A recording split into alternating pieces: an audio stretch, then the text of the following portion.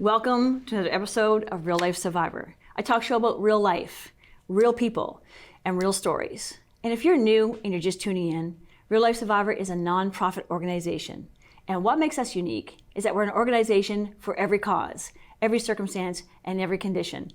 So no one ever has to feel alone or suffer in silence. We share stories on every platform. And here we give you a voice. And today, I'm so excited to have with us in the studio, Jenn Hayes. Thank you so much for being here. Thank you. Thank you for taking time to take time. And you have an amazing story. I read your story. I was touched by your story. And there's so many people out there watching that are going to be touched by this story. Jenn is a real life survivor of domestic violence and narcissistic abuse. And again, thank you for being here. Thanks for having me.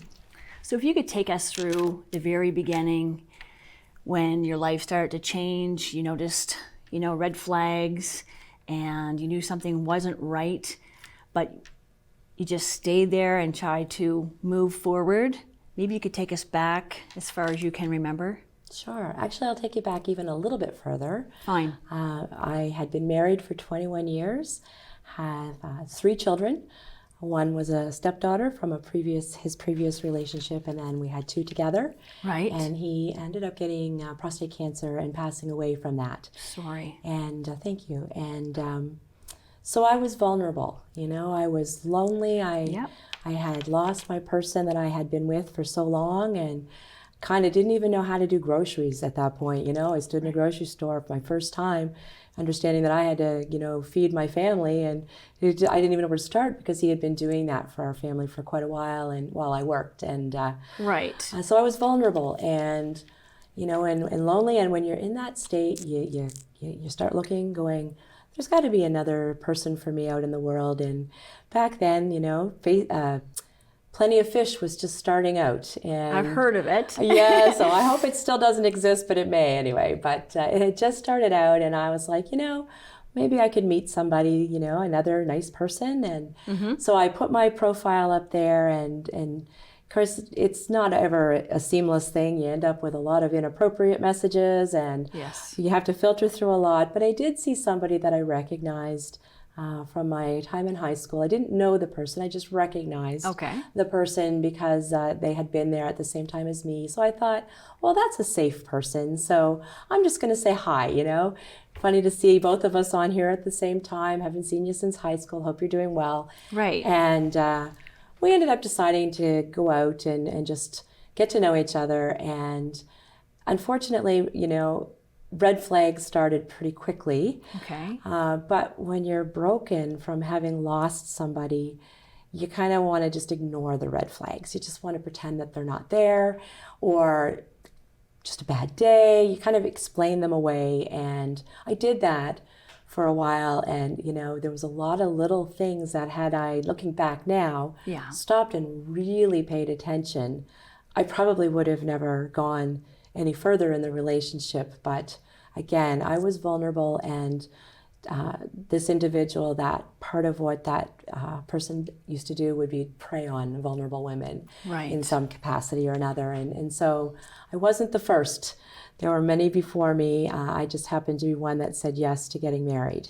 Okay. And so I ended up marrying him. And once you have a ring on your finger and a document signed, then things can become much worse, much faster, and that is what I discovered. Wow. Yeah. So how was your life different from your first marriage to this one? Of course, there's so many red flags, as you say, and this person is not the person that you're used to being around. I mean, you had that love and that friendship with your first husband, and now it's just a brand new journey with a brand new person. And, you're feeling all these things, and you're thinking, just a minute, like that's not right. Like, this shouldn't be happening. Those kind of things. What kind of things were happening in that relationship that kind of made you feel those things? Sure. I will say, at the beginning, it wasn't all bad. I don't think any relationship, well, maybe there are some, but most relationships are not completely all bad. No. There were good aspects. And this person, was very charismatic and very, very, high energy and just in at that time we were both churchgoers, was very active, in the church. And, Right. and so to me, I saw a good person and a person with a lot of great potential. Right. But then I started seeing how he treated other people or how he responded to certain circumstances. Not to go into a whole lot of details, because details don't really matter as much as, the experience and how you felt about them. Right. But just little things like, if a toilet overflowed, if you would say, is there anything I can do to help you? That was cause for a blow up. Okay. Directed at me, instead of, oh, thanks for your offer to help, I got it, don't worry about it. It would be, literally being torn apart. I would be torn apart verbally. And in that particular instance, things were thrown and downstairs, and that should have probably been my very first clue that this was a dangerous situation. Right. And I will say, abuse comes in all sorts of different forms. Yep. This was not a physically abusive situation. I was not ever physically touched. That's good. I feel, though, that it would have happened eventually, or could have happened eventually. Yes. I saw escalation happening.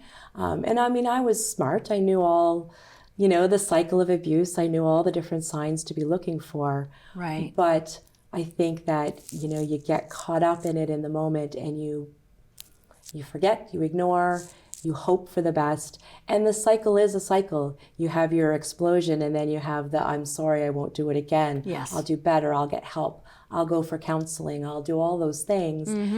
Bring in the flowers or whatever it is. I'm sorry. I love you. Let me buy you something. And then it starts to, build up again, and then eventually another blow up. And the blow ups just started getting more and more frequent. But early on, I saw a lot of how he treated other people, how he responded to their situations and their circumstances, and, just driving in a car, how he reacted to, other drivers on the road, I'm sure I will never say that there wasn't triggers for him, things that happened in his past that probably brought those on. Right. But they caused me great stress. And in the end, just a situation where I couldn't even be around him any longer. I had to find ways to escape my own home just to feel safe every day. The impact of all of that after the fact, you're married to this wonderful man, now he's not here anymore, in spirit only. I imagine he's here with us today. And then you meet someone else and you marry them, and you're vulnerable. Of course, I can relate. I've been down that path, and and you think, hey, this is a nice person, he's probably going to be good, you know what I mean? And we find out differently. How has that impacted you in your everyday, like your walk kind of thing? Like, do you still worry? Do you have those triggers kind of thing? Because in that type of relationship, it's brutal. It is very toxic, and it's very traumatic and overwhelming. And it changes your person in that moment when you're not that person that you're feeling, right? So you go into kind of like a survival mode. I do. Yeah. So the impact of that would be... Yeah, so before he and I got together, I would have been described probably by friends and people around me as effervescent. Okay. Very, very bubbly, very outgoing, very public with everything, especially during my first husband's cancer journey. I was an active participant in Relay for Life, and I had the biggest team that Moncton ever had, 100 people on my team. Awesome. And so I was really good at rallying people up, and so I was very, very energetic and loved life, and just, even during trauma, right? It's traumatic when you have a spouse that's sick and you're the caregiver and all of that. Yes. But I was still me. And after I married this individual, and I will share one small story, Sure. You wonder sometimes why we get ourselves into these situations. And so I will tell you that I think probably maybe a week or maybe less prior to the day we were getting married, he broke our relationship off because I was too big. I was too fat. Wow. And his typical thing to call me when he was angry was a fat cow. So I'm sorry. being who I am after we separated or after I left and escaped and whatnot, I had a little fun with Facebook and posted a lot of fat cows. Right on. Well, you have a sense of humor about it anyway. That's a good way to be. Yeah. And even now, sometimes I'll see one and I'll kind of chuckle and go, yeah. And I'm bigger now than I was then, and I was the smallest I ever was when I was with him, but I was still called that. But anyway, but you wonder why when a person would have, broken up with you right before you were about to say I do, why would I have continued on in that, Right. And I honestly can't answer that question. And I was also told the night before the wedding that there would be certain things that I would be expected to do in our sexual relationship. And I thought he was joking, and he was not. Wow. So, you'd find these things out after the fact. And at first, the impact was minimal. I kind of went with it and was like, this is a person who I think has potential that is, sure, they've had some stuff in their own past, and that's going to mold who they are. And I've had things that's molded me into who I am today. That's right. And always giving people the benefit of the doubt, And so when things would happen, at the beginning, I would, be very understanding and very supportive and very, I'm here for you. What can I do to help you through this? And it just continued on, and then eventually it became gaslighting and trying to make me look like or feel like I was the one that was always in the wrong and crazy, and a lot of, just reactions to things that were so over the top that, they were terrifying for me. Yes. Having been in a relationship that was healthy, and I think in 21 years, my first husband and I maybe had 2 or 3 big arguments, that were worthy of, right. Yeah. Having a really big conversation about. But with this person, they were very frequent and becoming more and more frequent, to the point where he convinced me that I needed help. And so I decided I would get help and went for some counseling, but I wasn't allowed to talk about what was going on in our relationship. I was only allowed to talk about myself. And so it was very, very difficult. And what I would say, looking back now, I was seeing was I was becoming more and more introverted, more withdrawn. I couldn't. I had to go to Halifax at one point for work, and I fluctuate in size all the time, and I had very minimal things to choose from in a closet that fit me. And so I pulled out a dress that was a little bit above the knees, had a scoop line but wasn't revealing, and was accused that I was on the prowl and going to go cheat while I was in Halifax. And so, I started dressing in bigger clothing to hide my figure. But his expectation was that I needed to dress like a Barbie doll. I needed to have bleach blonde hair, no offense. That was the expectation of me. I needed to be the smallest size I could possibly be. I had to be made up all the time. And if you look back through my social media and my Facebook pictures, you'll see an absolute transformation of me physically that was a result of being in this relationship, because I had to do these things in order to make him happy. And it had an impact, it had an impact on who I became, and I just became a shell of the person I used to be. And so today, obviously, I'm out of that. I'm no longer with that person, but I have a lot of triggers. Certain words, certain reactions to situations. My new husband, who's wonderful, has been so patient and understanding and kind. That's so great. As I've had to navigate, things that he would say, and he would have no idea that those would be triggering. Or even one of my children, if they would say something that, it would bring up emotion that was connected to, without even realizing that they were doing it. If they would swear in front of me. Now, I might swear like a sailor, but I couldn't be around somebody else doing it at that time, makes sense. Right? It was just because even if it wasn't directed at me, it felt as though I was right back where I had been before. And so I have a lot of, much better now, but it's taken a long time, but I have a lot of PTSD and anxiety that surrounds certain circumstances now that I didn't have before. And I'm slowly becoming more of who I used to be.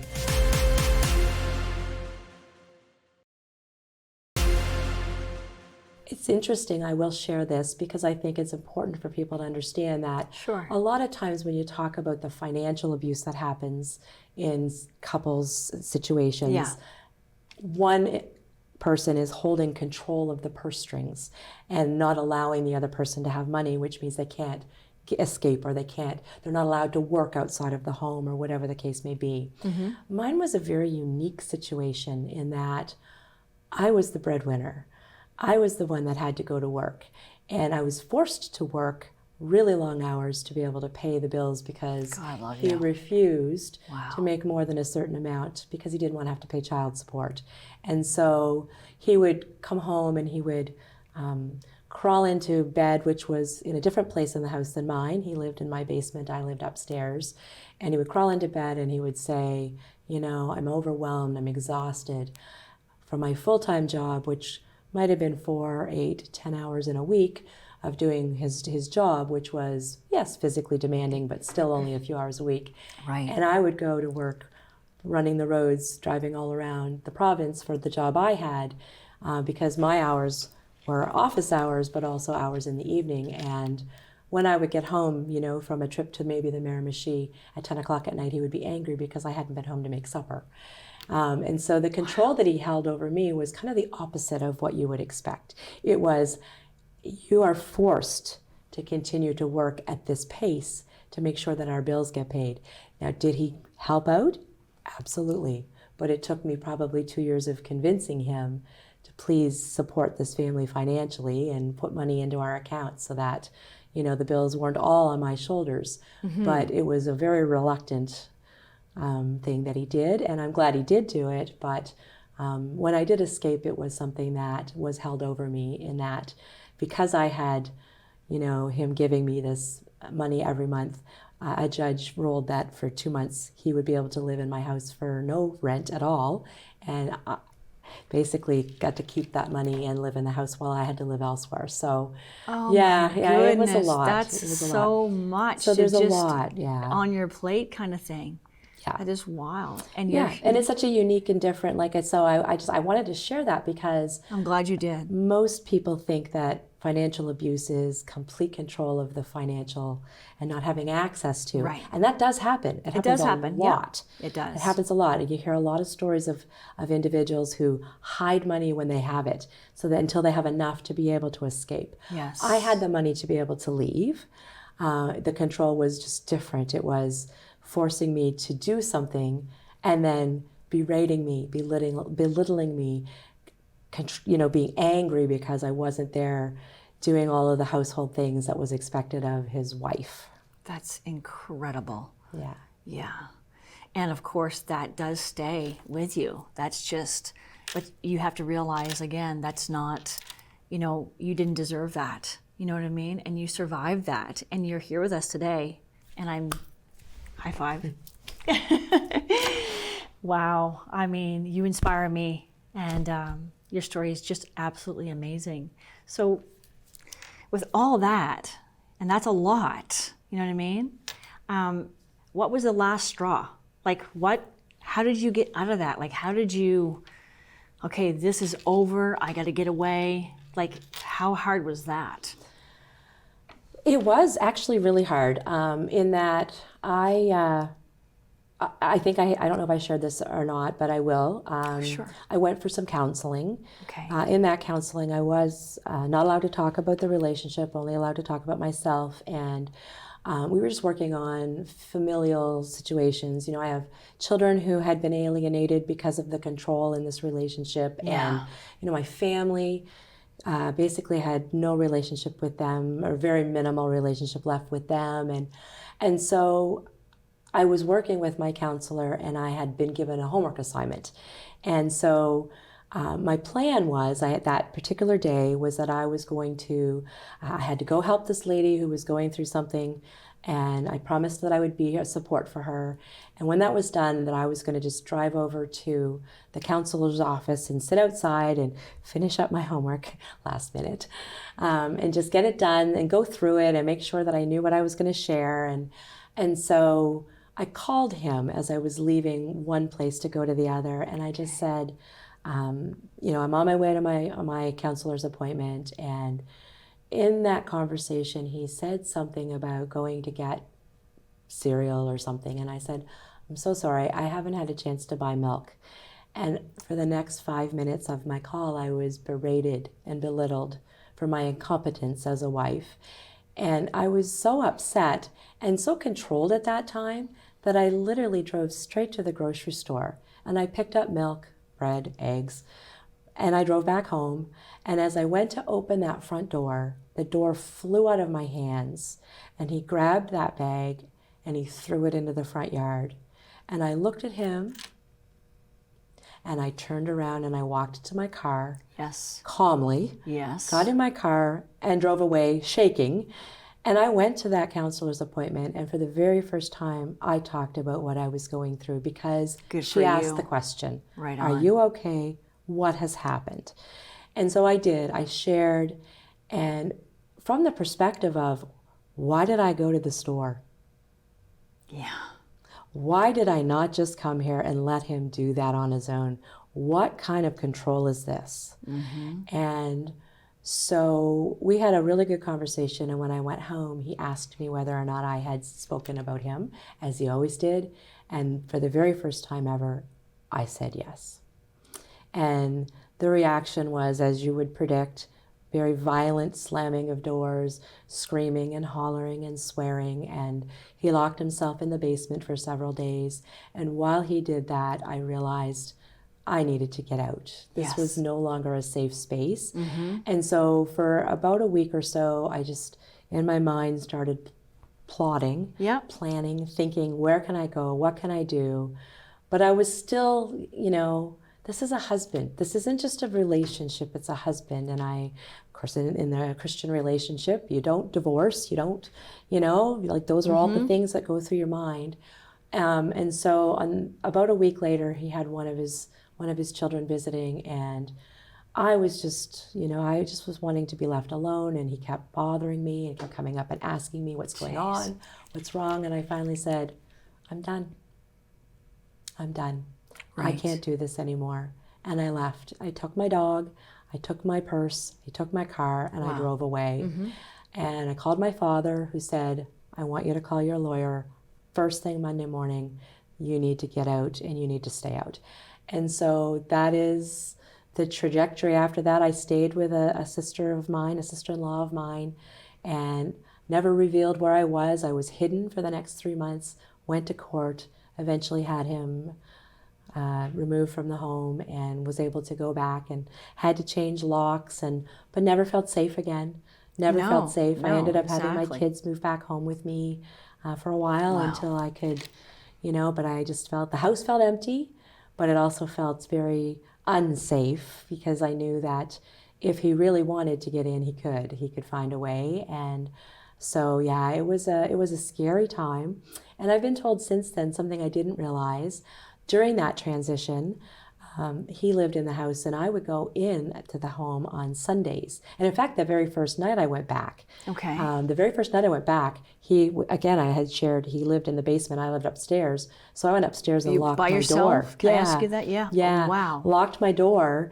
And I've been told since then, or asked, did you realize that is the most dangerous time? Mm-hmm. You should probably have not gone back to the home. It was the most dangerous time because when somebody who is a narcissist believes that they are losing control of somebody, that is when they can become the most violent. I wasn't aware of that.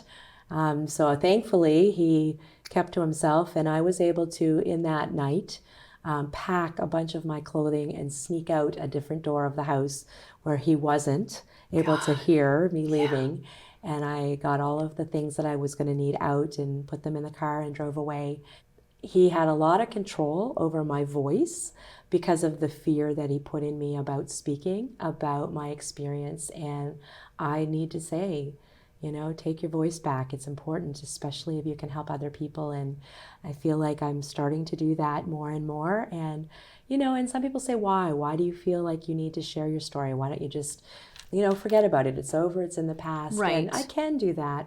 But I do have that platform, and I do have, a lot of social media connections and a lot of friends, and I am now on the board of directors for Liberty Lane, which is a second stage housing for women and children who have escaped domestic violence situations. And so it's important for me as part of that to be open and honest and share and say, just because you're not being physically abused doesn't mean you're not being necessarily abused. That's right. There's so many other ways. There's sexual and spiritual and financial, and the list is long. Emotional, mental. Right. Abuse doesn't always mean abuse, like physically beating somebody up or being hit, like you say. And that's so true because, like I say, I've experienced things in my life, and it wasn't all physical abuse. It was more mental and emotional. And that stuff, it stays with you. It stays in your soul, and you know who you are, or you start to know who you are through it, and you're like, I have to help people. Again, I want to thank you so much for coming on the show today and sharing your amazing story. You've helped so many viewers watching. If there's someone watching out there that would like to share their real life survivor story with us through, Jenn's story, what she has shared, you can reach out to me on Facebook under Julie Comeau, and also my fan page, Real Life Survivor. And remember, no matter the struggle, no matter the challenge, no matter the obstacle, never give up. We'll see you back here next time with another Real Life Survivor story.